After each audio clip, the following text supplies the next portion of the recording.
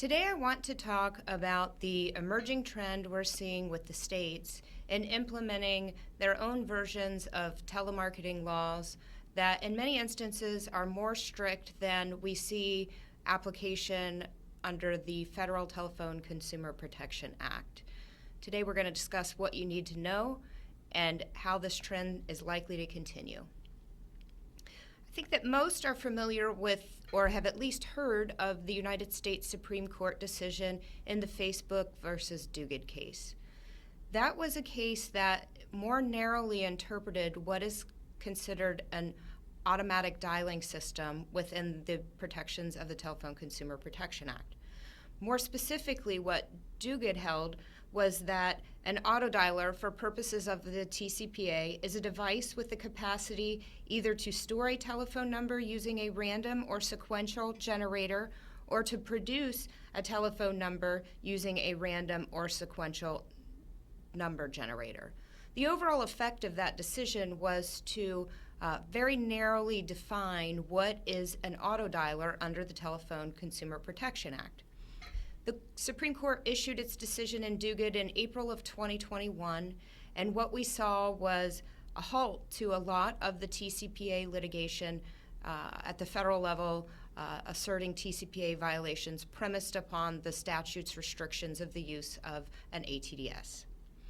However, post-Duguid, many states rejected this more narrow definition of autodialer and have begun enacting their own telemarketing laws, imposing heightened restrictions on telemarketing, including the adoption of the more broad definition of what an autodialer is. By way of example, only 2 months after the Duguid decision was issued, Florida enacted its own mini-TCPA that broadly and very vaguely restricts certain telemarketing calls and text to Florida residents using an automated system for the selection or dialing of telephone numbers. The overall effect that we saw from Florida's passage of its mini-TCPA was an uptick in state class action lawsuits filed in Florida premised upon violations of the Florida mini-TCPA. As more states follow suit to Florida, we expect to see this trend continue and to see an uptick in the filing of state court class actions premised upon state court telemarketing laws. In order to keep your company compliant, it is imperative to be aware of this emerging trend and to be aware of the laws as they change and are implemented over time.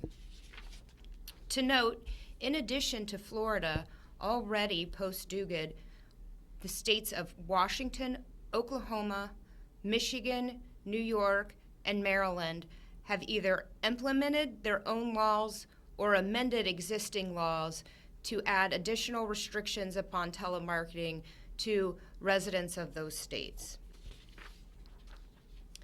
What do these trends signal to us?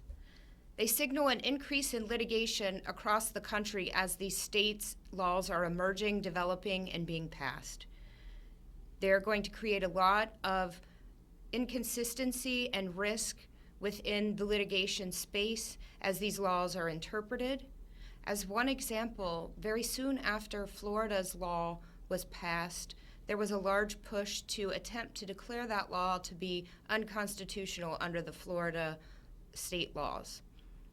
That largely has been unsuccessful, but we do think that the risk and uncertainty associated with these state laws will spur other vague inconsistencies within the litigation space. For instance, what happens when someone has a telephone number associated with an area code, but that area code is not the resident state in which that person resides? What will we see happen when persons are residents, dual residents of two states or the like? And these scenarios are yet to play out and present a lot of risk to companies, particularly in the day and age when digital marketing and telemarketing is increasingly relied upon, and that companies are very not likely to be in the situation where they're marketing into just one state.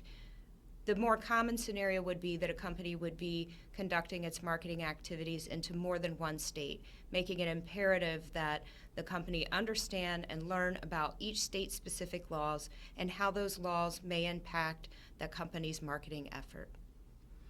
The ultimate takeaway from today is to make sure that your company is aware and compliant of the state law trend towards implementing and passing more restrictive telemarketing laws. The trend is here, it appears here to stay, and it looks like it will be continuing to emerge over the years to come. As our firm's litigation director, I can say definitively that an ounce of prevention is worth a pound of cure, literally. If you want more information about compliance with state-specific telemarketing laws as they are emerging, our McMurray & Schuster compliance team is happy to help.